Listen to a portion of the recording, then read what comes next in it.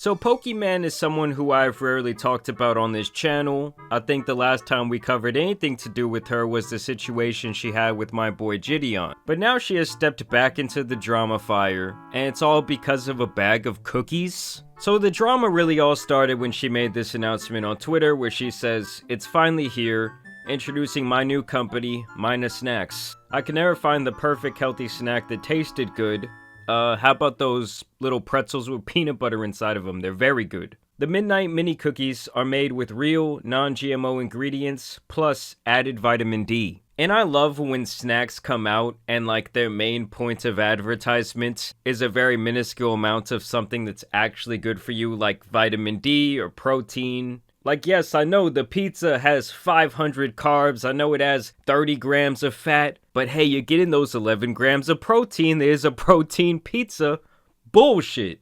And so we go to the website and it's pretty standard stuff. Obviously, she's going to be the face of this product. Our story begins with Pokey and Darcy. Lovers of snacks, devotees of quality food, this shared passion was met with an equally shared frustration that the snacks they loved the most often made them feel the worst. Oh yeah, so if you're feeling like you're hungry, go eat a bag of cookies. That's what we want. So they set out on a journey to create the most craveable, poppable, feel-good snacks of all times. Aren't they just like soft Oreos? Real ingredients, sustainably sourced, vitamin D, no gluten, no GMOs, nothing artificial. Better snacks make us happy, so we made them to share with you. And when it comes to the actual purchasing options of these cookies, you can buy a 4-pack for $28, an 8-pack for $56, and a 12-pack of them for $84. What doesn't make sense to me when it comes to this pricing is you would think the more packs you're buying, the more the price per bag would go down, but it just stays the same at $7 per bag.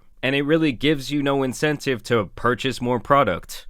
Other than that, I see that one of the main purchasing points when it comes to this cookie, and really a lot of their marketing revolves around being, half as unhealthy as other cookies out there on the market. And when we go to break down the actual nutrition, it's not looking great to me. I mean, I know this is supposed to be like a sweet treat, but they're almost advertising it as if it's something like to be considered healthy. Like, for example, the vitamin D they keep using to promote this product, right? If you eat 7 cookies, you're getting 3 mcg of vitamin D.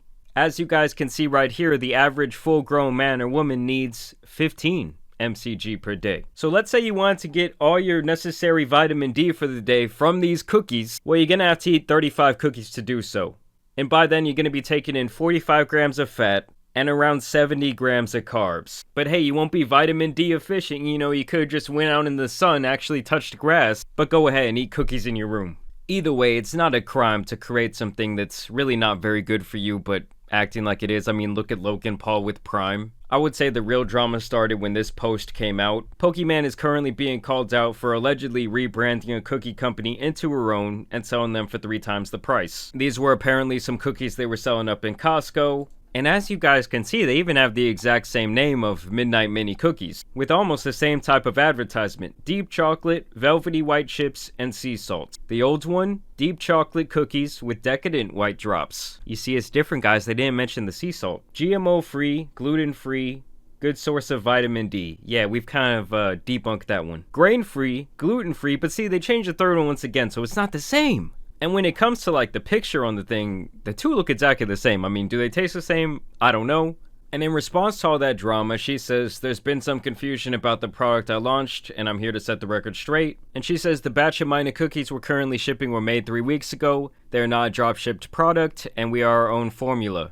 The cookies they are being compared to were also made by the manufacturer Creations Foods, which specializes in healthy food. The compared cookies had 1 test batch sold before they were retired. Months later, we partnered with Creation Food and fell in love with the flavor profile of the Midnight Cookie. So yeah, the other cookie failed, and you're like, okay, we're gonna swoop in to kind of save this formula. We then decided to work together to refine and improve the formula, and we're really happy with the final product. While the ingredients list may look similar, they're entirely different in terms of ingredient quality, quantity ratios, sourcing, the size and texture of the cookie, and of course the added vitamin D. Okay, stop acting like that's such a good selling point. Refining formulas is a very common practice in the food industry. Around 70 to 80% of the foods you see in grocery stores are white labeled. And even in this explanation, I mean, I would say what she did here is not that bad. I guess you could say it was like a bit of false advertisement for her to say this has been in the works for 2 years. But I would say that people were not really upset with her until she came out and said this on her stream.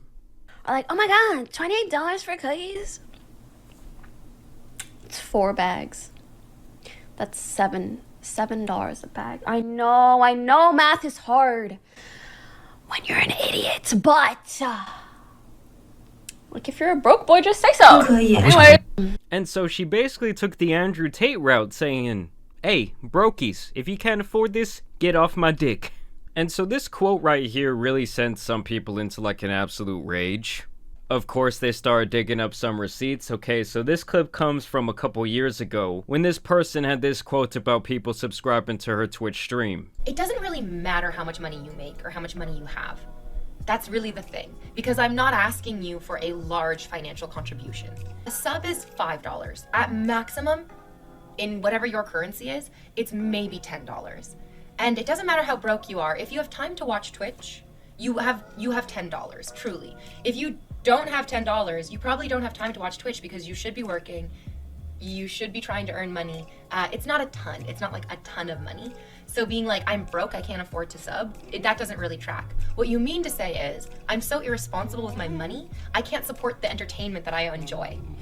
And so obviously this quote is a lot more cringe. And I would say in general, shaming your audience for not wanting to buy whatever product you're selling or subscription service just makes you look like an out-of-touch douchebag. And I bring this up because in response to that clip back in the day, Pokimane was singing a much different tune than she is currently, where she says, if $5 isn't a relevant amount of money, then she shouldn't need the $5 from your subscription. If she argues it adds up if multiple people give me $5 though, then she should realize it works the same way when it comes to spending. Not to mention that tons of people watch streams after a hard day of work, or while being broke college students, or a multitude of other situations where they need to be more frugal. Get these shitty takes off my TL and off my streaming platform. So there she was obviously kind of vouching for more of the everyday person, whereas nowadays she's talking about those broke boys. And so obviously this led to a lot of people calling her a hypocrite. You also had people like this girl Nadia stepping in to try and be the voice of reason, the beacon of light for all women. She says, you guys have people like Neon, Jack, Nico, who average thousands of viewers and do nothing but spread negativity and harass people in public. But when a girl tries to sell cookies, that's when y'all want to speak out. Like, no, it's very well documented that we also speak out against the Neons, the Jacks, the Sneakos, and pretty much anyone else out there that's just acting like a clown. And she says the immense hatred towards women on the internet is unhinged. Oh my god, when will it stop? She then goes on to say this is why there is a threshold on women. Yeah, it's easier for us to get publicity, but to reach the top is almost impossible. The standards upheld on us are so extreme. However, men at the top can do and say anything without any repercussions. Keep in mind, this is somebody who takes off their clothes online to make money. Like, she started out as a streamer, it wasn't working out, and so she started taking off the clothes. And she wants to talk about, oh, men can do and say whatever they want. You undress online, and you still get opportunities, so you can do whatever you want. You have a lot of privilege. Like, I'm not gonna become a millionaire based off of my boys down south. Like, I think maybe I could pull in a cool 40K a year, possibly. Give me that teacher salary, give me that Amazon driver salary. That's about all my boys are fetching. I just really feel like the standard that someone is going to get held to online always has a lot to do with the type of audience that they've cultivated. So if you're kind of known for being a degenerate, or you're known for being a bit of a crazy person, a bit of a wild card, when you do something bad, yeah, you might face public repercussions, but when it comes to your audience, they're likely going to be the type of people that don't give a fuck. And the same way works the other way around. If you're always, on your moral grandstanding, holier than thou shit, then the second you mess up, or the second you do something that's not favorable with your audience, they're going to crucify you, like we saw with H3 in the whole Hassan situation recently. You set those standards for yourself, and then you gotta uphold those standards, whether you're a man, whether you're a woman. it really does not matter. But at the end of the day, this goes much deeper than like, oh, women, they're oppressed. And I guess this is kind of her final response to the situation, where she says, while what I said was 100% intended to be a joke, I see why it came off as insensitive and I apologize for that.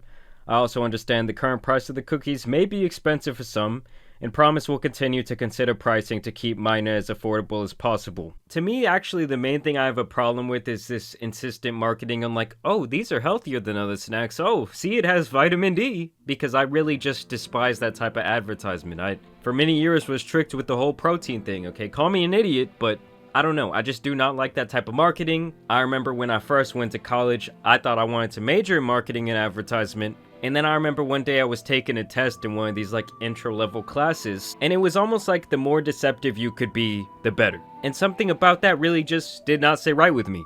So I switched away from marketing to like management. Either way, I'm curious to know what you guys think about this whole situation down below in the comments. As always, I do want to thank you guys for watching today's video, dropping a like and subscribing. But as you guys know, it's been your boy the Tan Superman, and some of the cookie drama out here needs to be covered. So I'm out.